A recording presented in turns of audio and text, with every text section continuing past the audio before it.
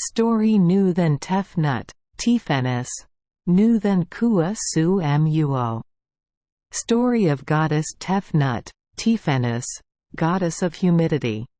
Tphenis or Tefnut was the first god created by Ra, the goddess of humidity, moist air, steam, mist and rain in ancient Egyptian religion. She is both the sister and wife of god Shu. That is equivalent to Tphenis being the mother of Jeb and Nut. Her name, Tphenis, was given because it sounds like the word tfn, meaning to spit. This strange name is associated with the legend that the god Atum, or Ra, accidentally spit saliva somewhere, from which Tphenis was born. In another variation, Tphenis was born through Atum's wandering, from which Tphenis and Shu were shot, and the two gods were twins. Or in a less pure version, Atum drank his own semen and spit it out, creating Tphenis and Shu. She had no symbolic representation, like the majority of gods in Egypt. According to legend, Tphenis was the daughter of the god Ra Atum, married to her brother Shu and gave birth to the sky Nut and the earth Jeb. This equivalent is the grandmother of Osiris, Wesser Isis, Asith Set, Nephthys, Heru Wr and Heru Sa A Set. In addition to work related to weather, clouds and rain, Tphenis is also associated with the moon and sun. It is also said that Shu and Tphenis went to Nun's Sea on a mission. Their father was very worried, thinking he would lose his son, but then they returned. Ra's tears turned into the first humans in the world. She is a goddess who plays an important role in the lives of the Egyptian people. Legend has it that when Tphenis reached Nubia, carrying all the water and moisture with him, the land of Egypt became parched and a drought occurred. In the end, Thoth and Shu had to beg her to return. Tefnut and Shu have two children.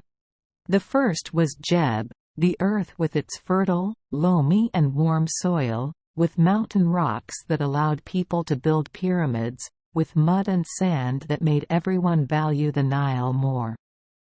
The next one is Nut, the sparkling sky above, bringing to human dreams a small but extremely important glimmer of hope, without which human weakness would be cruelly exposed. It was not until the next generation, the great-grandsons of Ra, that the children of Jeb and Nut were known: Heru Wr, Usir, Nebet Hut, Set, as Set. Such was the order of things. The structure of the Great Pesedjet makes time perception and power perception meaningful. After all, nothing good can happen without air and rain, earth and sky. Shu and Tefnut, Jeb and Nut. But Tefnut realized that those who were noticed were at the bottom of Pesadiet. It was that vile generation. Well, about Heru Wr, there's nothing bad to say about me, because there's not much to say. It seemed that I was pleased to be Ra's servant. But as for Usir, how foolish was I to listen to Set and climb into the ark. Anyone could see it was the size of a coffin. Everyone could see the look in Set's eyes, the obsession with destruction. And Nebet Hut, who could believe she was serious? She tricked Usir into giving birth to her son Inpu, tricking her sister's husband.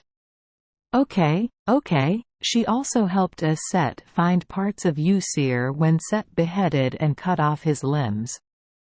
But that's a story later. As for Set, there is nothing good to say about Set. The only person worthy of a little salt is Set. Then Set created that snake from Ra's drops with clay and forced him to reveal his name. My truth for her. How clever. Add 5 of them together and what do you get?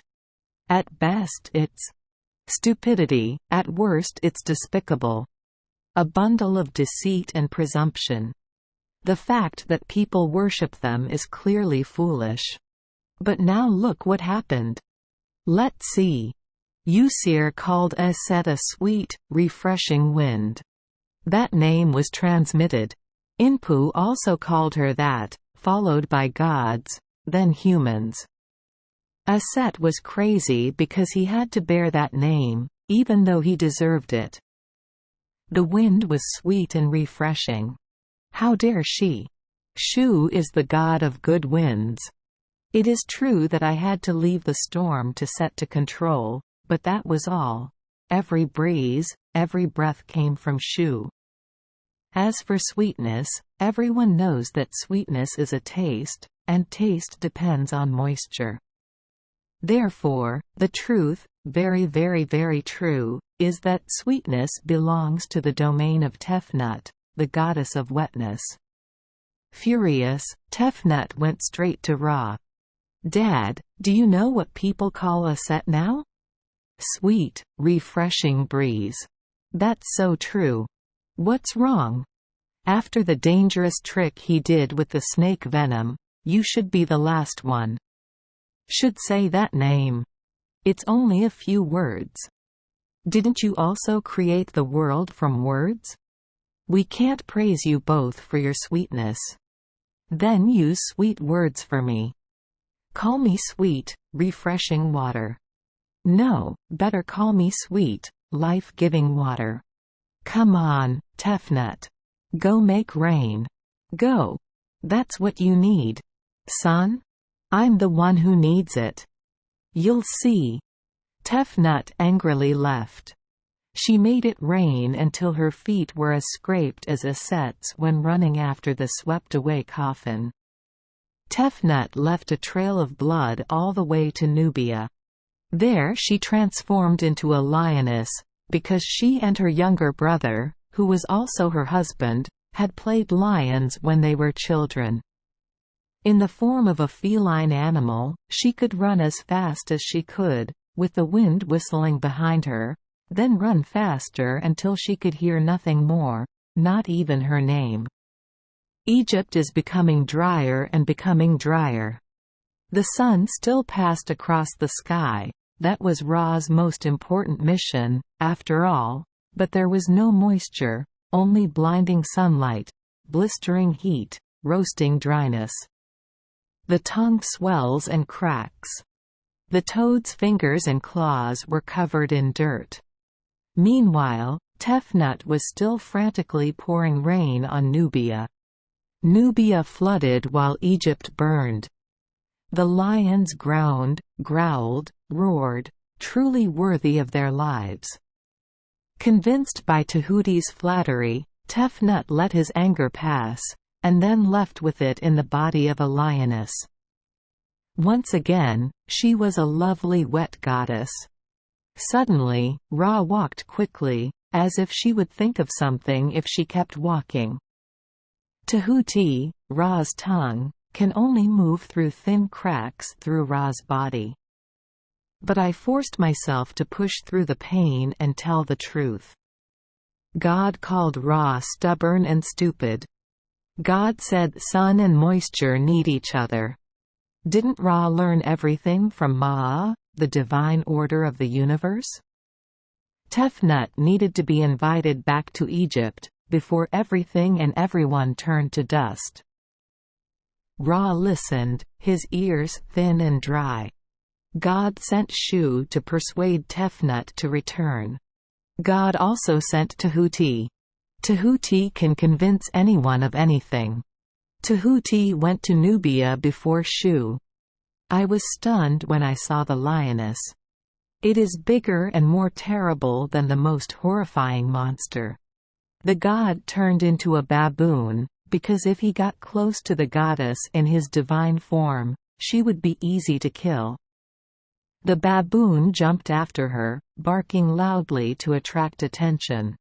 When she turned back to him, he said, "Go home, Tefnut, most revered god. Go home for the well-being of Egypt." Her golden eyes stared at the god. She started walking again. Tahuti thought of honey, of warm summer rain, of survival. Egypt loves you, the most honorable. Egypt needs you, the most honorable. Egypt misses you. Say it again, Tefnut growled. Most honorable. Tefnut shook himself off. Lion form and accompanied Shu and Tahuti to Egypt, where from then on she became even more known as the most revered deity. Indeed, in the desert land, the goddess of moisture was the most revered deity. Thank you for joining us for today's fairy tale. We hope these stories bring joy and meaning to your day. If you love our channel, please hit the subscribe button so you won't miss any exciting tales. Wishing you a good night and sweet dreams. See you in the next story.